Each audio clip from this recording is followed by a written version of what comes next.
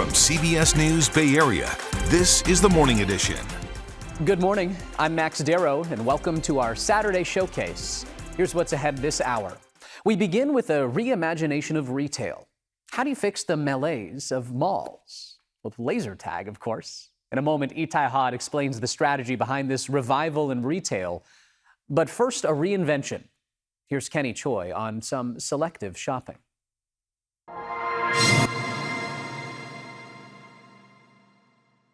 At One Market Plaza, just across from the Ferry Building, the Radiant Table is nearing the end of its 6-week run, offering an alternative type of dining experience. When a guest comes in, they're sort of transported into this alternate realm where they're meeting their favorite chefs, but they're also experiencing their food in a way that they've never been able to do so before. Sam Minkoff is founder of SC Productions. When the opportunity arose, he and his wife went to work quickly, building tables, setting up projectors, and transforming a co-working space cafe on the first floor in just 1 week into a colorful, immersive culinary experience. The visuals on the table are meant to really complement the chef's meal, and the chefs design their meals around the visuals and vice versa. In exchange for prime retail space that would normally cost tens of thousands a month, Minkoff and his team are showing how empty spaces can be used to attract permanent tenants. Once treasured pieces of downtown property worth hundreds of millions have sold for a fraction of what they were worth pre-pandemic. That's why Michael Seiler, the founder of Collective Impact, a strategy firm, isn't leasing prime commercial real estate to just any business. He's looking for visionaries, artists, and entrepreneurs who can offer a different kind of product. If you can empower those arts, culture, and community leaders to activate the empty retail space, you immediately give them what they need to flourish, to grow, to get more people together, to grow opportunities for community and commerce. And that's what building owners want. It's offerings like this, pop-up vendors, art galleries with wine and clay-making classes, and expos during SF Climate Week, for example, that Seiler sees as a way to create a hub for community and commerce. The narrative isn't out yet that San Francisco is back. It's vibrant. There are communities churning out their next version of what San Francisco will be. It's a vision of the future that inspires creators and entrepreneurs like Minkoff. Our business specializes in different food and beverage festivals and concepts, but this is a brand new idea that we brought to life here in the Bay Area for the first time. Bringing people to the table, connecting them with community, and hoping others will want to come back to a thriving downtown. Now, let's go to the mall with Itai Hod in San Francisco for the retail resurgence. This mall in San Francisco has all the usuals: escalators, a food court, and plenty to tempt your wallet. But here, it's not your credit card that's getting a workout. It's your heart rate. As we're coming up the escalator and everyone else is like, oh, okay, they gotta get their errands done and we're coming here to play. Nathan and Jill McCall, their kids Selah and Dorian, and family friend Autumn drove 2 hours for a mall trip that was less about shopping, Purple, blue, white, and more about strategy. It's green, red, red. Inside, they found Activate, a high-tech team-based arena. Okay, hit it! That's equal parts laser tag, brain teaser, and cardio blast. What is it about this game? This particular game, I'm sweating. The floors light up. The walls throw challenges. The scoreboard keeps you humble. It's just one more way to be together. Mom Jill says she's not usually a fan of malls, but this one was a slam dunk. This is definitely something that has brought us back into a mall environment.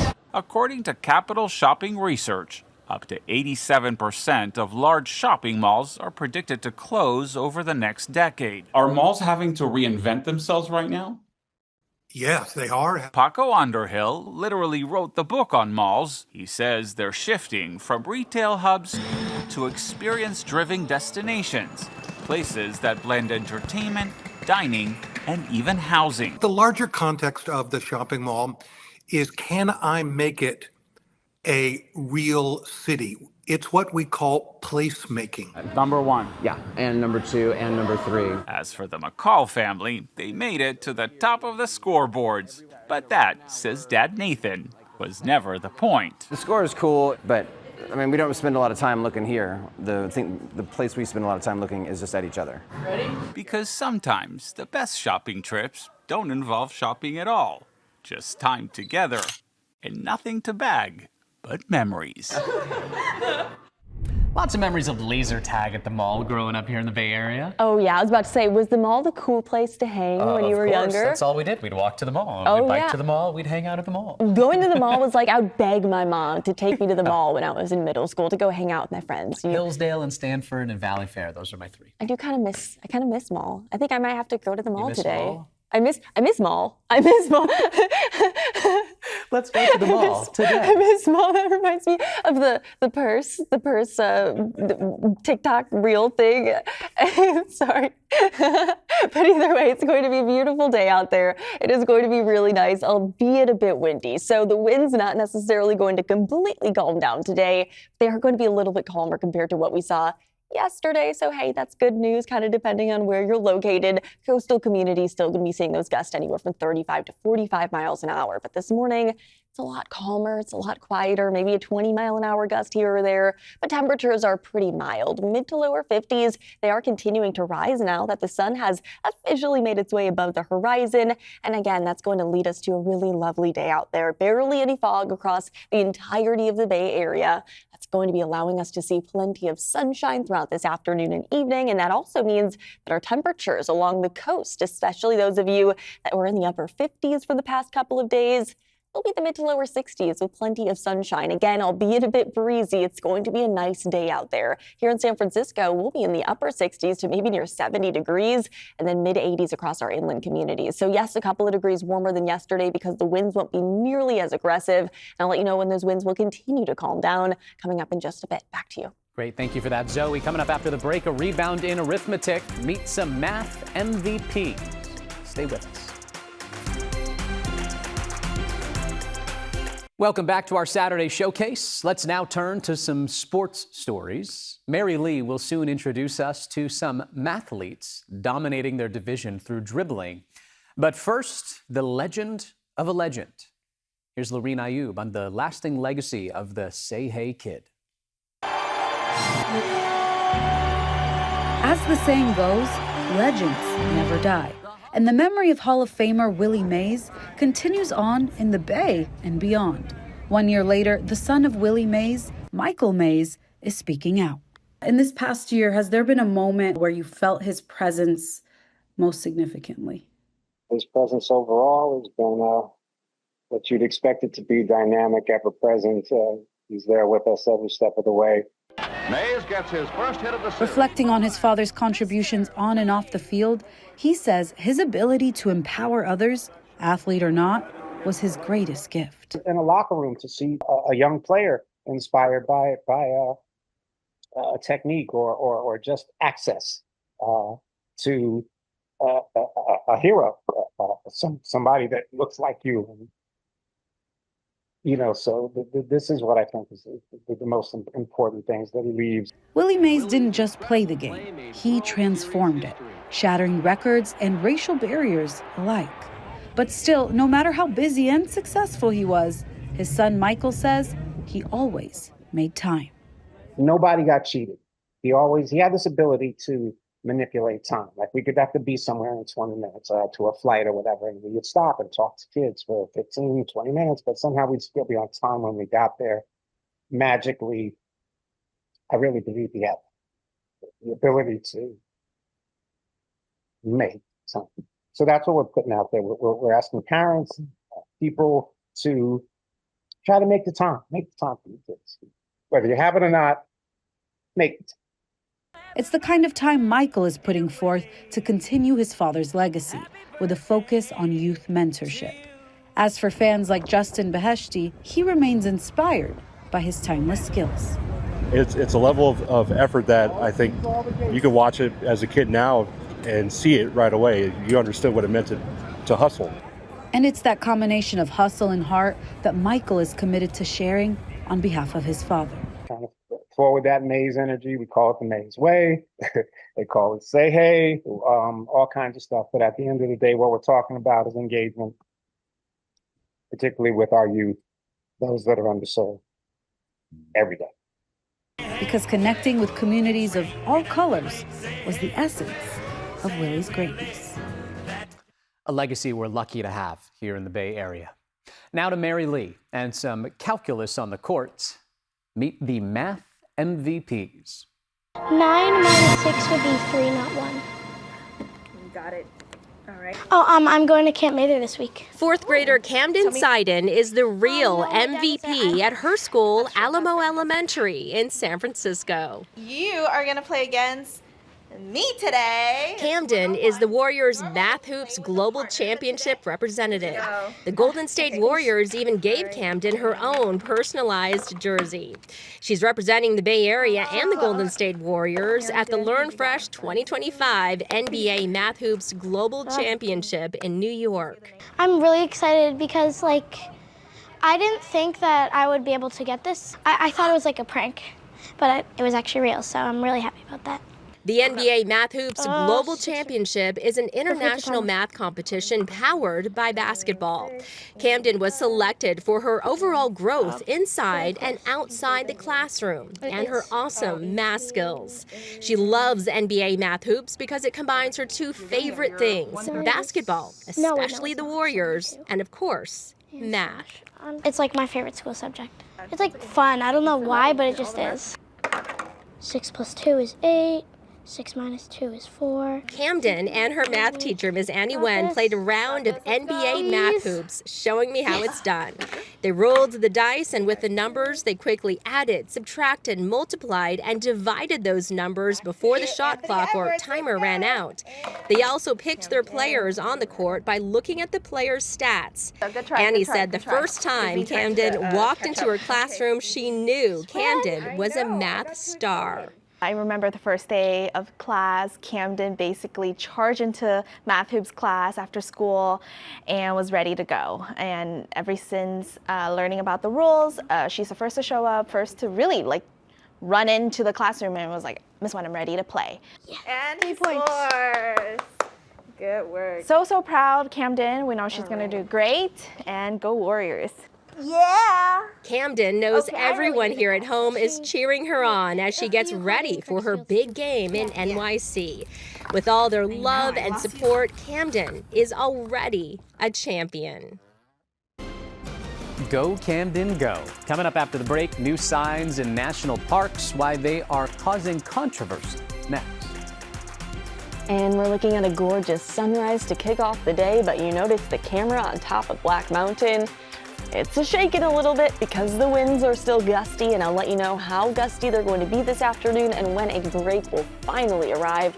All things coming up in just a bit. Is history being erased at national parks? Here's John Ramos on some new signs that are stirring up controversy in some of the most beautiful places on Earth.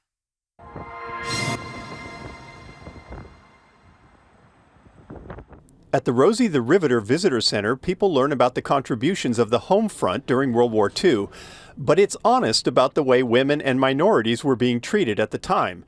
That part of the story may be in jeopardy, as President Trump has directed all national parks to carry notices inviting the public to report any, quote, signs or other information that are negative about either past or living Americans, or that fail to emphasize the beauty, grandeur, and abundance of landscapes and other natural features, end quote. It seems like it's a clear attempt to whitewash history, to erase narratives from the past that they feel don't fit the narratives that they want to see portrayed, and probably most dangerously omit aspects of our history that are really important for us to understand and learn from. Dennis Arguelles is with the National Parks Conservation Association, a nonprofit that advocates for the national parks. He believes the signs invite people to seek out things about history they would like to erase. We're seeing this as an attempt to circumnavigate, the authority of the Park Service to tell these stories, to tell accurate history, and to make sure, again, that we learn, particularly from the mistakes of the past. But isn't the Park Service going along with this? Well, in our view, the Park Service has no choice. These directives are coming down from the administration, from the Department of Interior, from the Secretary, and in many cases, they don't have the choice but to go along with this. For example, the sign has reportedly been placed at Port Chicago, the site commemorating a massive explosion during World War II that killed 320 black sailors and the hundreds more who were court-martialed for refusing to return to work. The signs are also located at the Manzanar Relocation Center, where Japanese Americans were interned during World War II. Is it even possible to have a site at Manzanar and not have some kind of negative history assigned to it? I don't think so. I don't think so. I don't think it's possible. But at the same point in time, the understanding of the things that we have done is not in and of itself a negative process.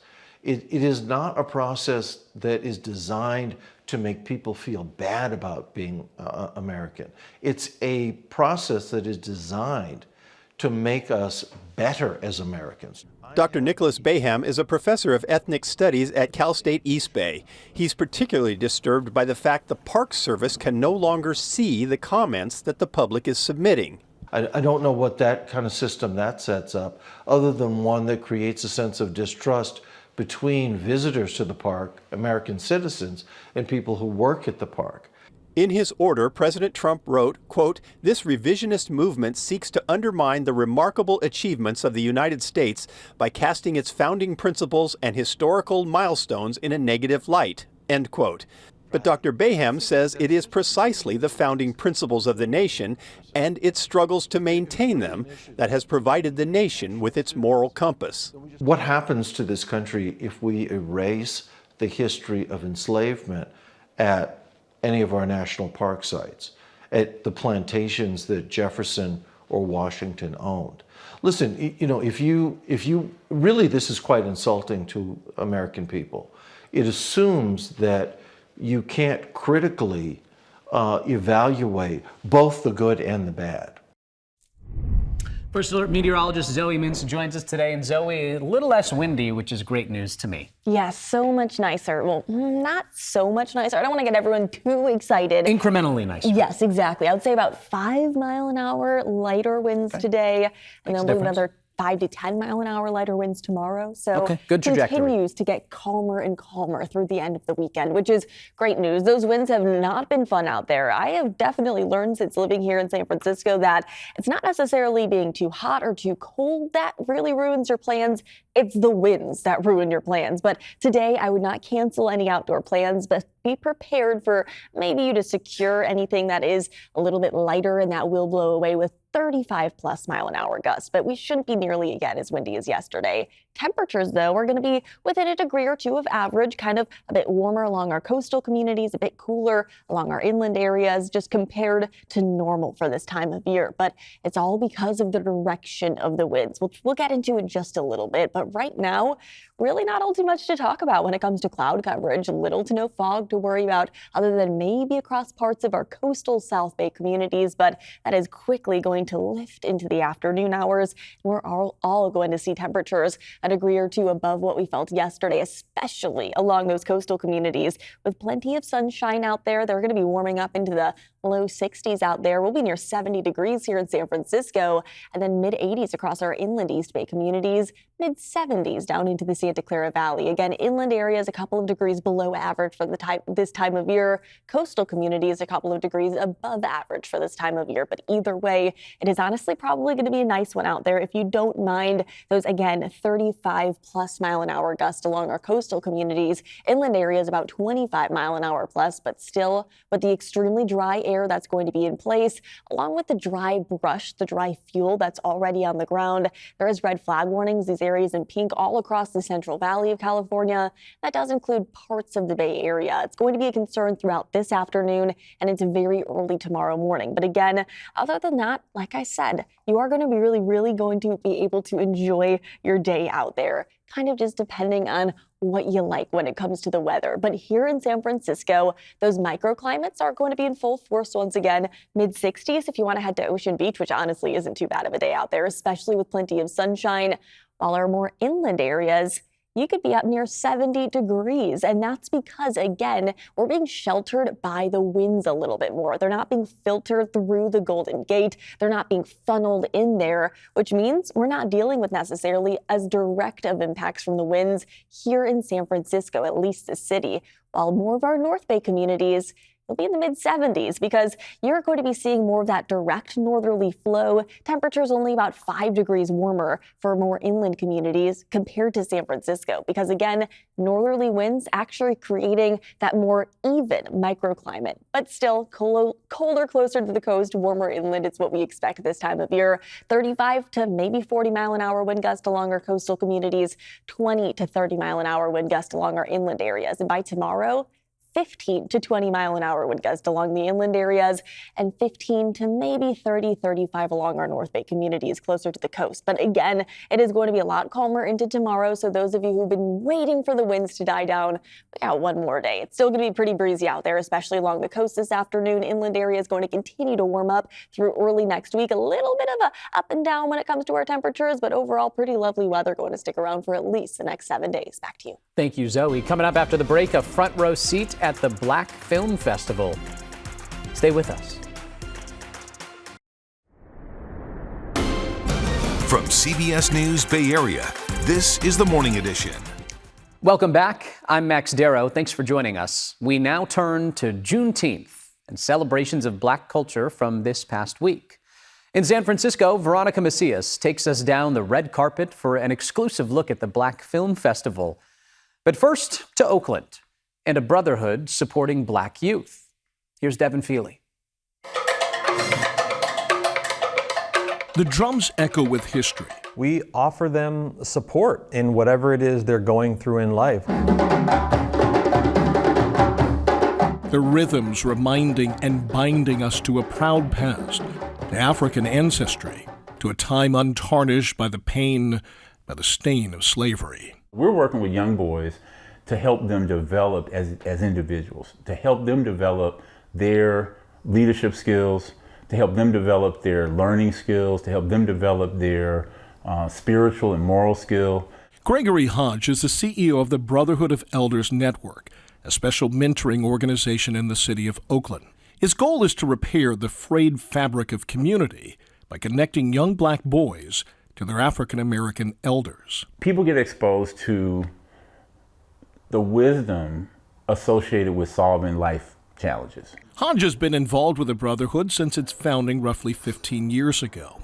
He's been a mentor and a friend to Kevin Butler since he was invited to join the organization 6 years ago. They saw my heart and, where I was coming from. I saw their hearts and where they were coming from in terms of being able to unite on that mission of uplifting the community and fostering environments for Black boys and young men to thrive. Butler said he'd lost his grandparents around the time that he joined, that the bonds of brotherhood helped fill the void left by their loss. And within the organization, he found the encouragement and the guidance to start his own business. It's like, we come from different backgrounds, we come from different generations. And of course, it's easy to slip into that habit of let's focus on how all the different ways that we're different, but when we go to the retreat and we're having these deep conversations and we're being vulnerable with each other, all that kind of fades away. The Brotherhood is now trying to build on that foundation of community and culture, connecting with other like-minded organizations in Oakland. They recently published the first edition of the Black Youth Development Book. I asked myself, who's helping our young people navigate these modern times? Kevin Hill says he hopes the book amplifies the Brotherhood's message, putting information at parents' fingertips. I see it as very important and part of our responsibility to make sure that our young people have culturally affirming programming and mentors and adults that they're exposed to so that they can grow up with cultural pride. Pride and purpose and a sense of history, the elders say, is the key to the community's future. People say this all the time, but change happens at the speed of trust. And trust is based on healthy, strong relationships, in my opinion. Across the bay in San Francisco, a film festival celebrating the best of Black culture. Here's Veronica Macias. Paper and politics are not to be friends. Cree Ray grew up watching her grandmother, Ave Maria Montague, pop into theaters, get on stage, and welcome people to the Black Film Festival she founded back in 1998. Cree's father, Khalil Ray, then took over things, and while she started directing sooner than expected, she stepped firmly into the role and is making sure her family's vision of providing a platform for Black filmmakers, screenwriters, and actors because I think the other one that he needs carries on in San Francisco. Because mainstream media, she says, still portrays the Black community with stereotypes or leaves them out entirely. Going back to like the ode of my grandmother, was her biggest thing was she wanted to be able to support African Americans in our film and tell our stories, and we're the only ones who can tell it in a way that we can make the audience understand, because it's our story. It's not somebody else trying to tell our story from their eyes. The stories on screen are promoting positive representation of the Black community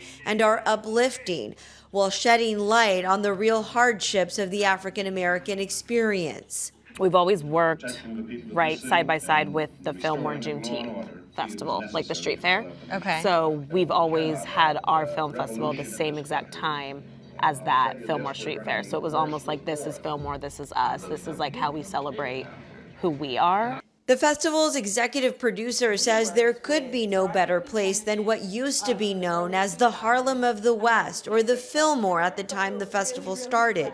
It was once thriving with jazz music, filled with fashion and arts. African Americans flocked to fill shipyard jobs here. Some of the filmmakers have been returning for years and showcasing Black voices. We've got Kevin Epps, a local filmmaker, and he's historically part of the film festival. I remember screening his films 20 years ago, and we're happy to have him back and screening his film, If We Don't Work.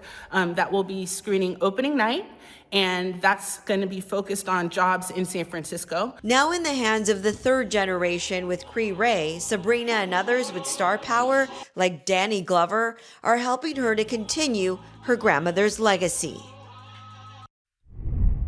First Alert meteorologist Zoe Mintz joins us live on this Saturday morning. And am I losing my voice? It's all the allergy. It's all the wind. It's the Cheerios. Oh, it could be Cheerios, too. We were talking about it earlier. Max likes to chew on some Cheerios. I munch on Cheerios throughout the show. It's my breakfast. Yeah, I like to just drink coffee. I can't eat anything this early in the morning. Okay, I got you. It's one of those days. But at least the winds aren't nearly as aggressive early this morning as they were yesterday, and they're going to continue to be relatively quieter into this afternoon. It's a gorgeous start to our day, though. The sun is shining bright all across the Bay Area. A little bit of haze on the horizon here in the Santa Clara Valley, but honestly, no weather issues to worry about this morning, besides a little bit of a breeze closer to the coast. But it's nice out there, mid-50s all across the bay. The birds are out there flying, enjoying themselves, and probably floating on some winds, especially in those upper levels. But 20, 25 mile an hour wind gust right now, and it's going to continue to get breezier into this afternoon. But there is good news, because the storm system that's bringing us all of these windy conditions is quickly departing. You can see it's currently sitting up across the northernmost parts of the United States. I am standing right in the middle of it right now. And again, on the southernmost edge of that system is where we are. It's where the dry air and those windier conditions are. And again, high pressure dominating basically the entirety of California and into the desert Southwest, which is why so many of us are currently under a red flag warning all across the Central Valley, and even including Solano County here in the Bay Area. I'll let you know how long this fire danger is going to stick around coming up in my full forecast. Back to you. Coming up after the break, $1 million in scholarships. And one Bay Area high schooler got a first-class ticket to anywhere.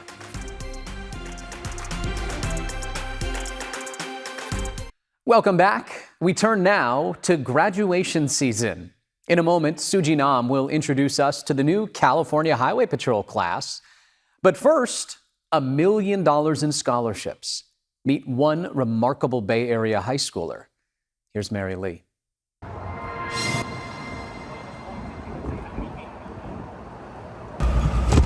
Safety always comes first for Sabur Abdul Shakur.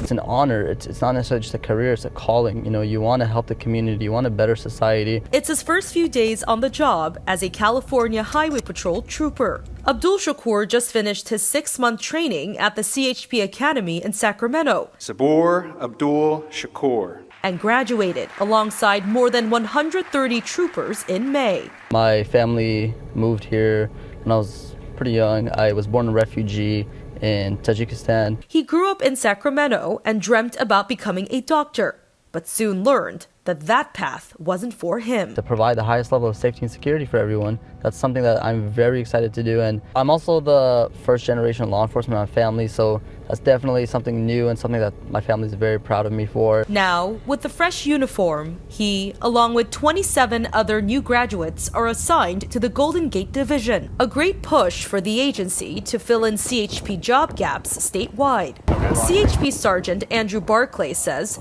the pandemic is one of the reasons for the vacancies. Our academy had to shut down for a while, so that was a period of time where we had officers retiring out, leaving the career over there, after their career, but we weren't backfilling those positions. In 2023, the agency established a campaign to hire at least 1,000 more officers to their force, and graduating more troopers like Abdul Shakur helps. No matter if you're in the northernmost or southernmost parts of our state, when you see another CHP officer, you know you've gone through the same thing. You have that camaraderie. And that camaraderie is something Abdul Shakur is already experiencing, and he is ready to get to work. Wearing this badge with honor and representing the California Highway Patrol is one of the most honorable things I can do. Abdul Shakur adds he is grateful to be going down this new road in his life. And that was Suji Nam reporting there. Speaking of impressive grads, we introduce you now to one that can literally choose his own path. Here's Mary Lee.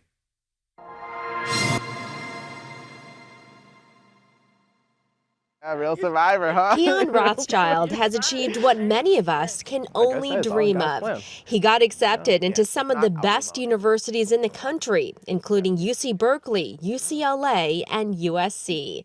Keon still can't believe it. Wow, I'm really able to do that. It really puts into perspective what you can do when you put your mind to it. Let's go out into a world with our heads held high, ready to make a difference and honor the legacy of those who came before us. Graduating with a 4.0 GPA with honors, Keon was awarded $1 million worth of scholarships from colleges and universities across the country. I'm ecstatic for my son, and I say this so often. I'm just blessed to be his mom. Okay. Keon is a role model to his 6 siblings and a leader in his school and community. He's an ambassador for the youth empowerment nonprofit Youth Utilizing Power and Praise based in Santa Clara County. When he first started with his coach in public speaking, which at that time was my husband, Theophilus Booker, and he was so shy. And a few times he's probably going to get mad I say this, but I'm going to say it anyway because that's what aunties do. He would just cry. It was too much for him. To now seeing him speaking at his graduation, it's phenomenal. Keon is emotional about what he's overcome and where he's going. You deserve that. And just embrace the moments of, becoming this amazing young man that the world would be so excited to meet. You over here talking like that. It's like, oh, here comes the tears. I know. I'm so proud. I'm so proud. I'm so proud, dude. A lot of people feel like they're alone, and I have my own experience with that. But when you see that played out in front of you, and you know how many people's actually there for you, it changes your whole perspective on everything. With the big decision of choosing from 24 colleges and universities, Keon eventually chose the University of Oregon, which awarded him a full-ride scholarship in their honors program. And now he's looking toward the future. My next step, getting to college, graduating, and then I want to be able to earn a whole bunch of money, buy my family anything they want. My mom, a house, a big, beautiful mansion, everything she wants. My auntie, who you guys met earlier, buy her a house, my grandma a house. No matter what lies ahead, Keon's future is bright. A remarkable young man on a wonderful path. Coming up after the break, rules for some, but not for all. Why some folks say new fire protections are not being enforced in Napa. Zoe. Well, it is a lovely sunrise to kick off this morning here in San Francisco, but look at the water. You already see the wind starting to churn it up a little bit. I'll let you know how windy it's going to get this afternoon and when calmer conditions finally will arrive. Other things coming up in just a bit. It is fire season, meaning prevention is top of mind for neighbors all across the Bay Area. And that's especially true in Napa, where one couple says the rules aren't necessarily being enforced. Here's John Ramos.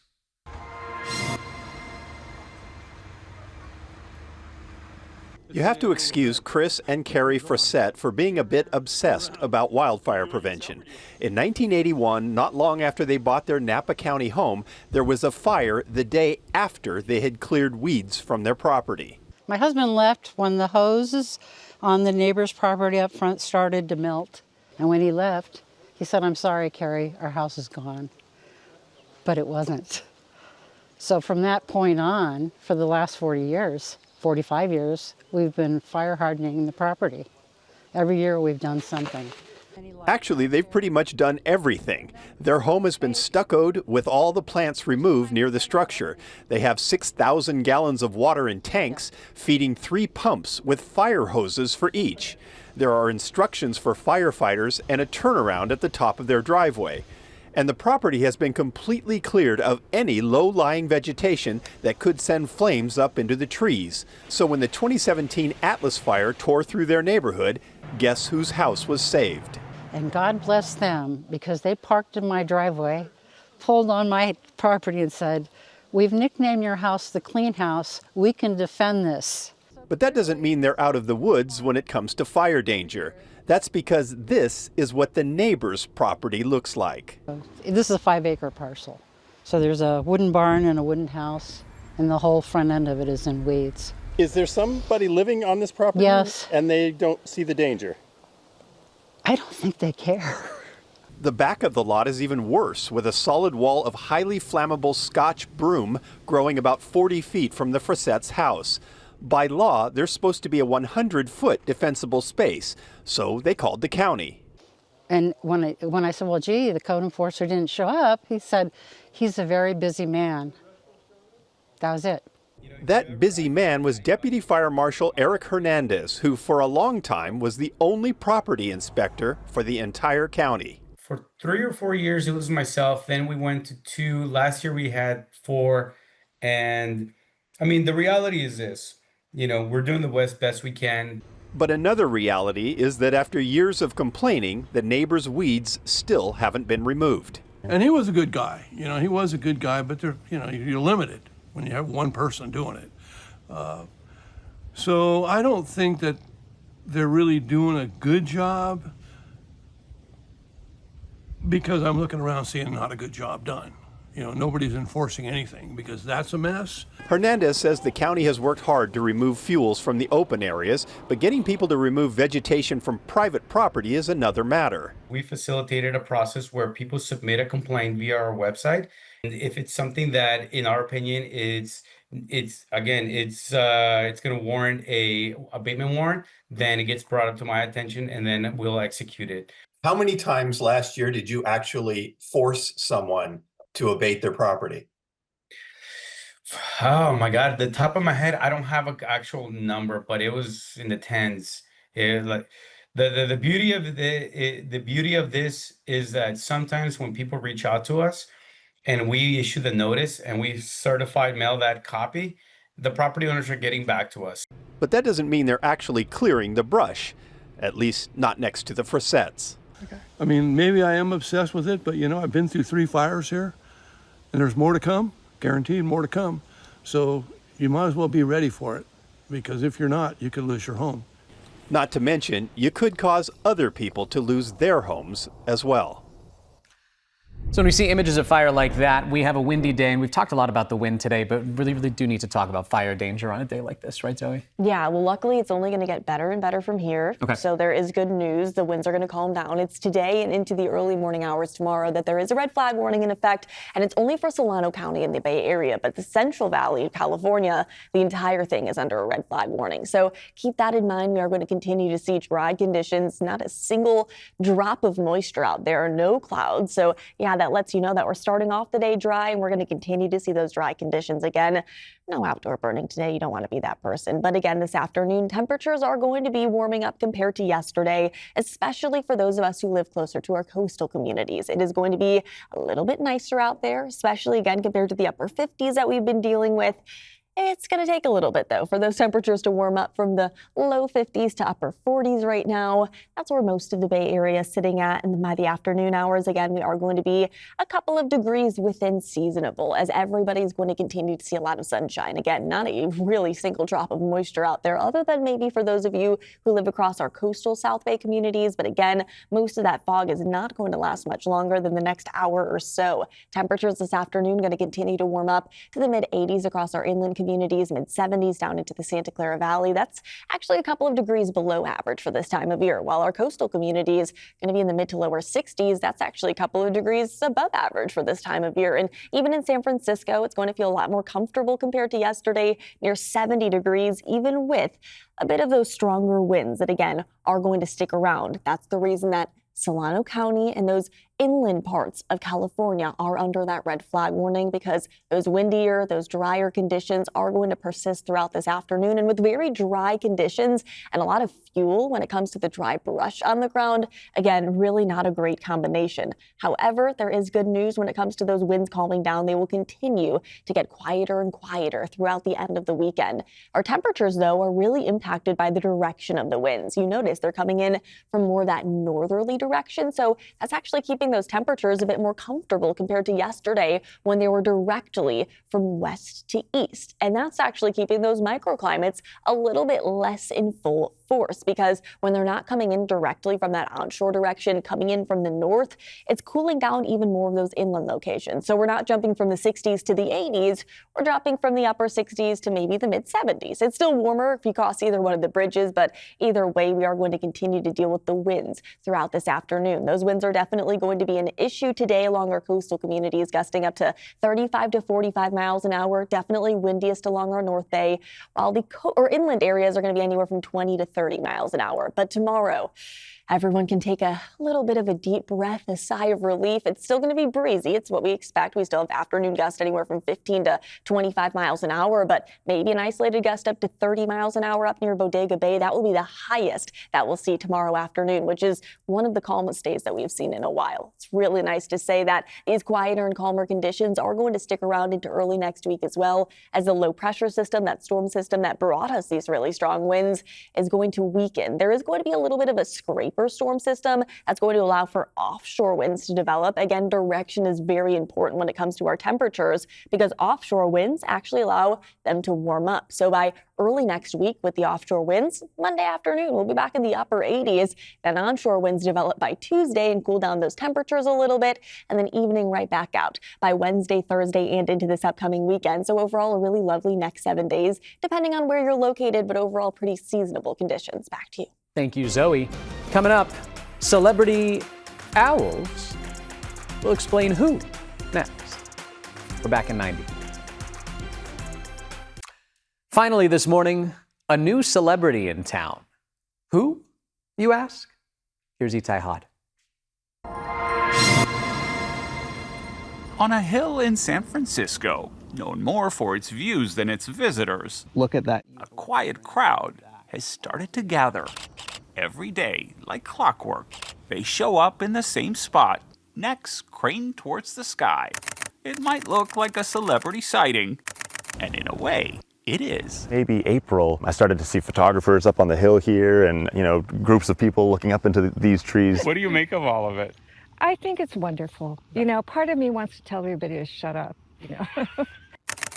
The newcomers drawing this attention, a pair of great horned owls and their fluffy, wide-eyed chicks. It's an interesting phenomenon that's happened here on Bernal. Liam Murphy is a designer and avid birder. He says even he didn't expect this much flap over a few feathers. There's something really captivating for people about owls, that they have kind of like cat-like or almost human-like faces where the eyes face forward.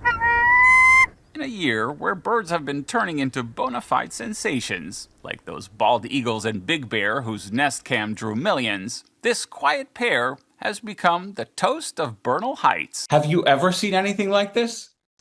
I have not seen this kind of interest. Whitney Grover is the Director of Conservation for Golden Gate Bird Alliance. She says great horned owls aren't that rare, but they usually nest much higher up.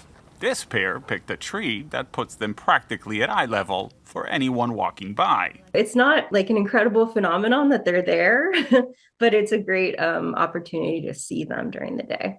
Some come for the photos, others just come for a closer look.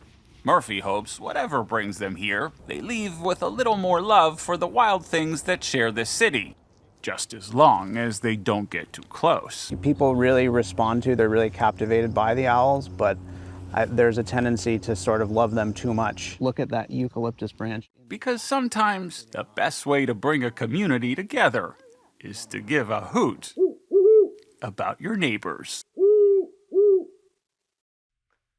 I'm gonna take that in for a moment. Give a hoot about your neighbors. I love that. I love all of the jokes that you guys put in, because not everyone notices, but if you pick it up, you pick it up. Itai is a fantastic writer. One of the things I really love too about watching that story is just seeing that the beauty that lies within San Francisco. You have the cityscape, but you also have nature on full display like that. I love it. And makes the us owls, happy to be here. So cute. And I love the parrots in San Francisco too. Side note, I just found them.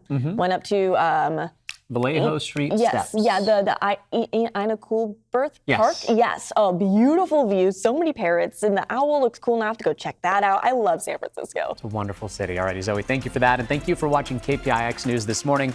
Don't forget the news continues all day on CBS News Bay Area. We'll be right back here tomorrow morning, bright and early at 6 o'clock. Have a great Saturday.